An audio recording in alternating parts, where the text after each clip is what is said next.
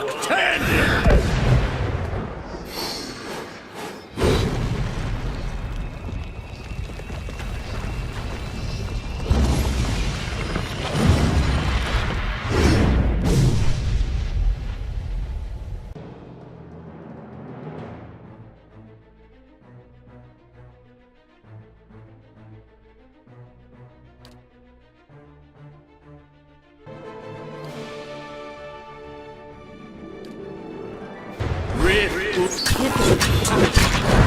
That's for my friends! Blow it. Not even for the cow! Прочекте Ае!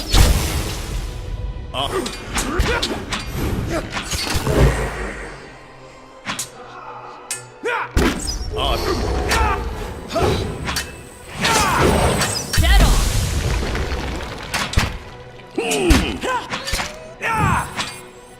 Navaru beyond sea!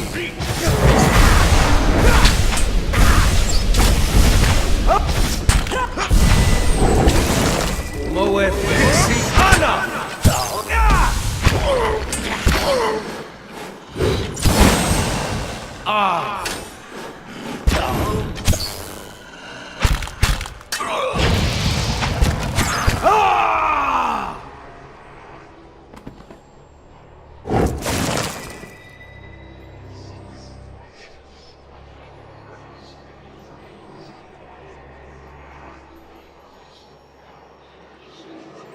That's the servant down, and the mistress still to go.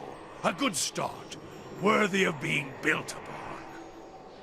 I hope this is the end, but what's to stop him from being born again with the same ill intent? And before you suggest the option, no, I'm not eating his soul. I'll put almost anything in my mouth, but not that. After journeying for lifetimes, I can't imagine his failure, knowing it was all for nothing. In his own way, Theos must have truly believed he was caring for the people of Eora, protecting them from themselves.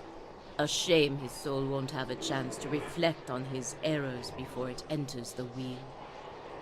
He spent his lives, more than any of us will ever know. For what? Binding the world to a lie. Could a man like that ever be redeemed?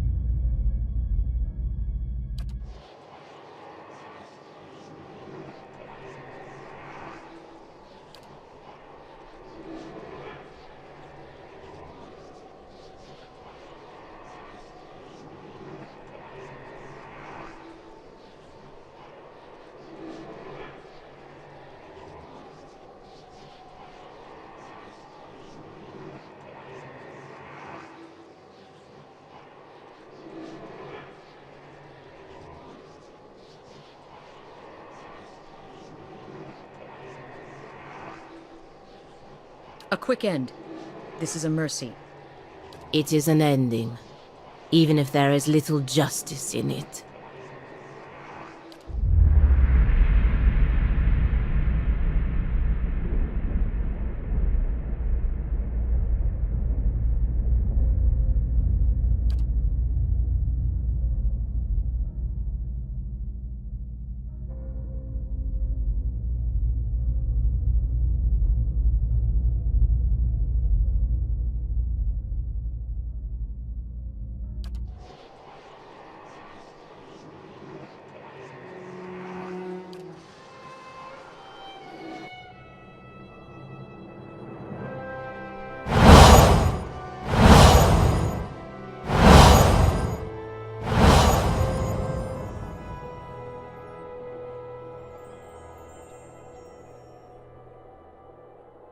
So much for Theos, then. Now you have a chance to set things right, back to the proper order of things. It will take the Dyrwood generations to recover, but at least these souls will find their way back to the wheel, as it should be. Ah, the end of the road greets us at last. You fared well, Watcher. Better than any Watcher has right to. Seems you were a field in need of a flame's cleansing. Would that my own trial had produced such an outcome. I had figured myself for the field all this time. But you were the field, and I the darkness. A lesson neither of Durance nor of Margarin. But with that trial's end, a new one begins. A god's trial. And I will stand in judgment without mercy. Victory looks good on you. There was a blur about your soul that lingers no more. Seems putting Theos to rest has given you some measure of inner peace. Of course, now you need to decide what to do with these trapped souls. So many hopes and dreams, all of them torn from the cycle and trapped for Wall knows how long. You could set them free, nowhere in particular. Just free to go Wall knows where. Think of how many new lives and new journeys could start this very moment. It's all in your hands. I know you are the right person to decide the fate of so many. You helped bring me closer to Wal, and I believe Wal delivered you to this moment, this decision. It has been an honor to be along for the journey.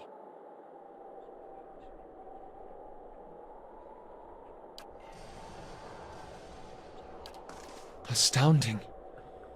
I always knew the Leden Key stood for something big, but I didn't quite realize what I'd gotten myself into. And now, you're in the middle of something even bigger. With a decision that will affect millions. But even if you send the souls somewhere specific now, who knows what the next turn of the wheel will make of them? We can't really control what happens to them. Nor should we try. I had to see the monster Theos. It's your decision, of course. And whatever. Never thought I'd see something like this in my travels. Lends a little perspective, doesn't it? To think, the decisions the Angwithans made thousands of years ago still shape our lives today. It would be a shame to deny these souls the chance to find their own way and their own purpose. I'd probably still be twiddling my thumbs by the side of the road if you hadn't come along.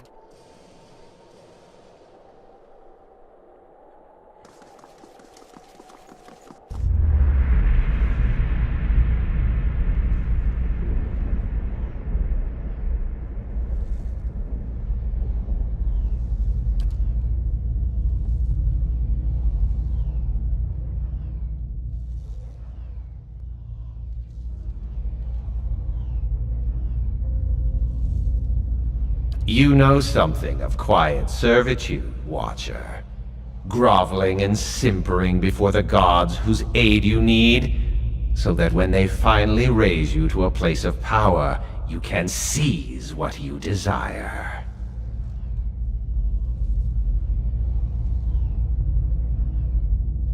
You have labored at the pleasure of others. That shriveled hag in Hadrit House, those preening soldiers with more taste for silk than steel, the wretched tribesmen playing out their fantasies of grandeur. And then you cowered and knelt before the gods themselves, begging one paltry favor and receiving riddles and visions in response. And now the gods give you orders and commands, even while you set out to fix what they cannot. Yet what have they offered you?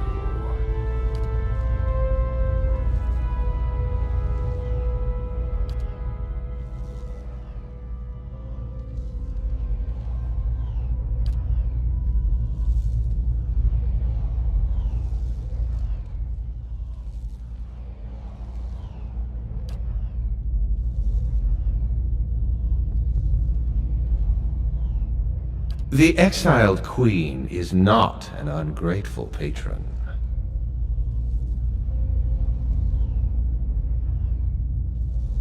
Finish the work Theos began. Strengthen Woodica with these souls and allow her to become the most powerful of all the gods, with you as her favored.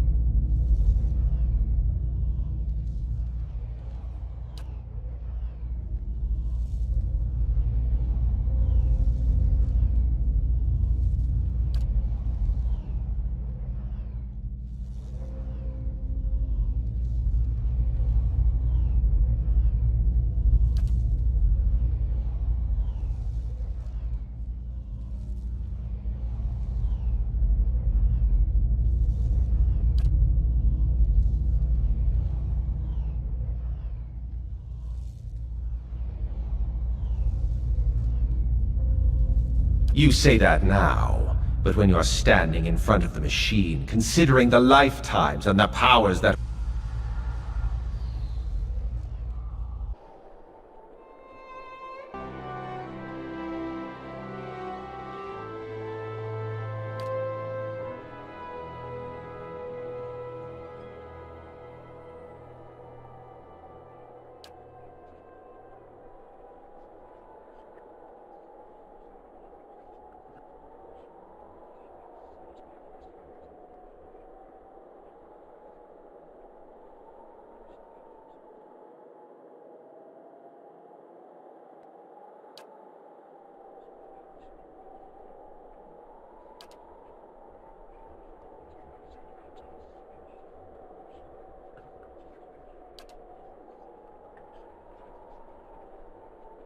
At your command, the ancient device became your instrument, spinning to life with deafening resonance and gathering up the swirling essence like thread on a great spindle.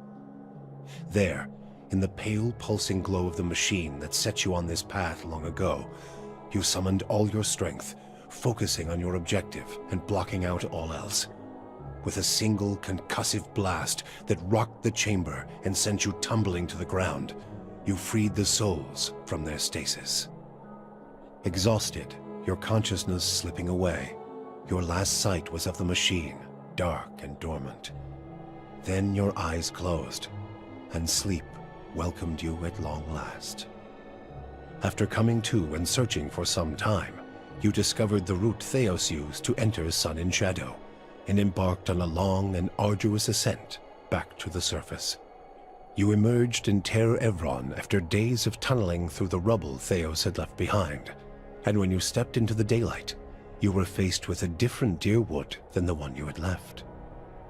At your direction, the essence gathered in Sun and Shadow was sent across Dyrwood to meld with and galvanize the souls of its people. In the days that followed, Dyrwoodans confronting adversity and expecting to be at the mercy of their own weakness, instead found strength and the will to persevere. The aggrieved found themselves able to carry on after their losses. The desperate found new reasons to hope. And the new reasons to hope were many, for Waidwen's legacy had come to an end after 15 years. Hollow births ceased in the Dyrwood, and a country that only days ago had seemed on the brink of collapse was suddenly on the path to a recovery, a fitter, more resilient country in the preferred image of the god of the hunt. Gilded Vale remained under the harsh rule of Lord Radric, who reigned unopposed after the death of his cousin Kolsch. He continued to terrorize the people of Gilded Vale, looking for Earthasians in their midst. But to Radric, the sudden and unexpected end to Waidwen's legacy came as a sign of the success and righteousness of his efforts, and in time his own people came to believe it too. He relaxed his use of authority, no longer seeing his own people as potential threats, and Gilded Vale began to regain some of its old luster. Following the assassinations of Duke Avar Wulfgren and Lady Webb, Defiance Bay was thrown into political upheaval. In the ensuing weeks, the streets had become the domain of looters and blackguards. Few dared to step outside their own doors alone or unarmed. But order was soon re-established by the Knights of the Crucible, who, despite their depleted numbers, had gained favor in the public eye for their role in the unraveling of the conspiracy surrounding Weidwyn's legacy, and were quickly reinforced by returning forces from Fleetbreaker Castle. For the Knights, their resurgence marked a return to the tradition as well. Having seen firsthand the dangers presented by dabblers in animancy, the Order quickly abolished the practice internally, preferring the familiarity of their hammers and forges to the uncertainties of Essence and Adra. Their identity rediscovered, the Knights suppressed their political aspirations and began once again to train their recruits in the art of blacksmithing, recapturing the post-revolutionary ideals of Deerwood and regaining the respect of its citizens as a result. Though the machine atop Ter Noaneth had been disabled, it had not seen its last use. Heritage Hill was rebuilt, and no sooner had the first families moved in to resettle the district than members of the Leaden Key, acting under standing orders from their Grand Master, climbed the tower and reactivated the machine. The initiates slew a handful of the new settlers under cover of night and watched as history repeated itself, the victims reanimating and devouring the survivors. After this second incident, the district would remain abandoned. The Duke's assassination at the apparent hands of an animancer had caused catastrophic rioting in the streets of Defiance Bay. But those who had escaped the melee in the palace hearings remembered the testimonies of the strange guest who had shown up that day and absolved animancy, implicating the Leaden Key instead. The rumor spread quickly, and soon the popular belief was that the assassin had been a Leaden Key spy. When the legacy had lifted, people came to see it not as a sign that the riots had been according to the god's wishes, as Theos had hoped, but as a confirmation that animancy had never been the source of the problem in the first place. Deerwoodans instead convinced themselves that the riots had somehow purged Defiance Bay of Leaden Key spies, and that the end of Weidwyn's legacy was their well-deserved reward. The rage against animancers was quickly forgotten, and those who had survived were permitted to return to Brackenbury Sanitarium and rebuild it so they might resume their studies. The town of Deerford had seen the last of the cult of Scan. Dark rumors about the town's many curses quickly faded, and travelers soon returned. Abydon's renewal brought new vigor and purpose to a god long known for quiet, steady labor. Handicraft saw a revival in the Deerwood, and no smith wanted for an apprentice. Additionally, Abydon's restored interest in preservation led to redoubled efforts to survey Engwithan ruins. Animancers and craftsmen alike found much to study, but tensions with Eir Glanfath rose. As for Stalwart, the Battle of Caeron's Scar only strengthened their resolve to unlock the mysteries of Durgan steel and build new marvels with the White Forge. However, Stalwart's ambitions brought them into further conflict with the Raid Serens, as more and more impoverished communities gathered at the border and vowed to finish the work of the Iron Flail. It would be many generations before the region saw peace. The battle against the Eyeless left Stalwart more hostile than ever toward the ogres in its midst, and the villagers grew bolder as they grew more prosperous. After a handful of bloody skirmishes, the Flames That Whisper clan left the Russet Wood to seek a quieter, more isolated home in the White March. While many such places existed in the mountains, the crossing was treacherous, and the ogres often found themselves embattled with other clans whose territory they passed. Less than half of the Flames That Whisper survived the journey, but those that did found a haven far from Kith lands. Releasing Harmka left the Devil of Carrick with a gnawing dissatisfaction that continued to eat at her long after the Watcher confronted Theos. She resumed her search for the men and women who had raised Cold Morn, clinging to the hope that enacting her revenge might one day allow her to feel something. Yet, as she hunted and killed, the futility of her actions grew like a leaden weight in her gut. Her movements grew stiff and sluggish as her zeal deserted her. One day, she found herself surrounded in Maiden Falls. As she tried to fight back against the villagers, she felt her arms stick in their sockets and her legs buckled beneath her. The villagers tore her body apart and shattered its segments while she screamed, feeling none of it. Zawa came to believe that the Dakan had survived through him.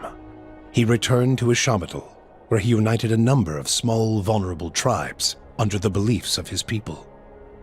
He called them Takanakin, kin of Takan, and under his tutelage, they became strong enough to resist would-be conquerors. Zawa taught his secrets not to one chosen person, but to all, that the line of knowledge might never be broken.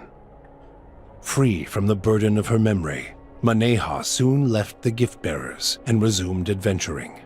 Now that she had a taste for the world, she wanted to experience it anew.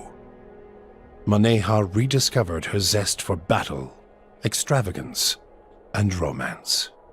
She kept her gaze on the horizon, looking from one journey to another more distant, from the lover in her arms to another more fervent.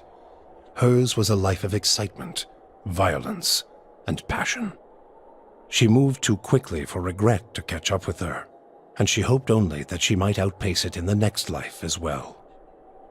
The fortress of Cadnua emerged as a bastion of security in the midst of an untamed land, becoming the envy of every thane and earl in Dyrwood. Legend grew over time of its impregnability, and stories of formidable invaders easily scattered by the keep's defenses became popular around the hearths of Dyrwoodinians. Likewise, it also became a beacon to travelers, merchants, and visiting dignitaries alike. Reputed as the finest fortress in all Dyrwood, people would journey from near and distant lands alike to experience its fabled hospitality and grandeur. The Audra dragon known as the Master Below, her soul now housed in the body of the huntress Fallen Roet, passed out of Dyrwood in relative anonymity, her final destination unknown, even to herself. She was last seen in the port town of Road's End, boarding a ship, an Audra talisman glowing about her neck. Palagina had gone against the Duke's Bell's orders by inventing a new trade arrangement with the Anamenfoth to accommodate the recovering Dyrwoodan market. With the Dyrwood's people strengthened by the Watcher's gift of souls, the Valian republics found themselves struggling to keep up with their new competitors. For her outrageous insubordination and audacity, Palagina was banished from the republics for several years. After the southern forest of Erglonfoth opened to both the republics and the Dyrwood, the Valians found that the combined efforts of all three nations had created a robust trade network. The Duchessa of Biajepi granted Palagina a pardon for her foresight, though it took many years for her to regain the trust of her superiors and brothers in the Order. Haravius took his leave of the party and, after his first bath in years, returned to his nomadic lifestyle. With his homesickness expunged, he found renewed joy and tranquility in his wandering survey of the wilderness. For the first time in his life, he ventured beyond sight of the mountains of Erglonfoth. During his travels, he penned numerous journals and sketches detailing his travels through frozen tundra, searing desert, and tropical forests. Wherever he went, Haravius left behind stories of the Autumn Druid, a temperamental, one-eyed wise man of the forest, known to bring food to lost travelers and unusual advice to anyone willing to ask him a question. Adair chose not to return home to Gilded Vale. Still most comfortable far from cities, he settled in Dyrford, which, like many towns in the Dyrwood, was beginning the slow process of rebuilding. Believing now that it was the obligation of Kith to be the leaders their gods had not, Adair was soon named mayor of the town, and under his guidance, Dyrford soon began to prosper. He expelled the last of the Scanites from the area and drew new settlers with the offer of land, a trick he had learned from someone he otherwise preferred to forget. With each passing day, Dyrford would come to more closely resemble the Gilded Vale of Adair's childhood, the one worthy of its name. When the dust settled in sun and shadow, Aloth looked upon the remains of Theos Ixarchanon, his former master. He saw where the Grand Master had gone wrong and what would be required to undo the harm Theos had wrought. With a flick of his wrist, he burned Theos's robe, headdress, and every other symbol of the man's power. Never again, he vowed, should Kith live in fear and blind obedience to an authority they did not understand. Armed with the knowledge and courage he had gained on his journeys with the Watcher, he set out on the long and lonely task of dismantling the Leaden Key. With both their aims fulfilled, Kana Rua bid the Watcher farewell and sailed back to his beloved Rawatai. There, he reported on his findings to the Lore College. Kana spoke of the Engwithan people, describing both their vile experiments and their inspiring accomplishments. He spoke too of the destruction of the tablet by the Leaden Key, and the group's efforts to erase the Engwithan legacy from the world. Both inspiration and cautionary tales, he said, could be found in the world beyond Rawatai's borders. Kana urged his people to continue to pursue knowledge abroad so that the lessons found there might benefit Tekoa. Kana's inability to prove his theory of Engwithan influence diminished his academic standing, but his passion drew much interest from those less concerned with degrees. Kana swiftly became an influential figure in the move toward a more collaborative approach to expansion on the northern continent. In his personal life, he came to enjoy the reputation of an affable eccentric, willing to share grand and impossible secrets, along with a drink and a song. With Theos defeated and the souls released from Sun in Shadow, healthy children were born once again in the Dyrwood. Pleasant and peaceful memories rose to fill the cracks in the grieving mother's mind. She returned to the birthing bell, unaware that the village nearby had become an empty desolation in her absence. Thus she began her tireless vigil atop the Adra, awaiting mothers and children who never came. Durrance used Magrin's strength only until Theos had been cast from the world, and then swore off her influence entirely. Regret came to weigh heavily on his mind, and a man who had never previously lacked for words or opinions came to embrace silence and contemplation. He continued to wander, penniless and destitute, searching now not for the reason for his goddess's silence, but for a mechanism for revenge. The charred robes he continued to wear as a reminder that he had been burned by his goddess, and not just by the flames of the Godhammer. Sagani experienced the 4 months of her journey back to Masuk in vivid colors. She strove to memorize every moment of her final trip through the Dyrwood, Erglonfoth, the Valian Republics, and beyond, preparing to tell her village of what she had seen on her long journey. All of Masuk shared in her triumph, and she felt her pride and elation magnified by the joy of her village. Never again did she doubt the value of her sacrifices. After decades as a long hunter, Sagani finally became one of Masuk's most respected elders. She guided her community with wise counsel, and a generation after she finally passed, another huntress journeyed into the world to find her soul. For you, the death of Theos brought an end to your waking visions, and a silence to the whispers of the past. In their absence, you were able to sleep. The questions of a distant lifetime ceased to trouble your soul. All that remained was what to make of the answer. But at the moment, there was little to be done, and the matter would have to wait. A long journey loomed ahead.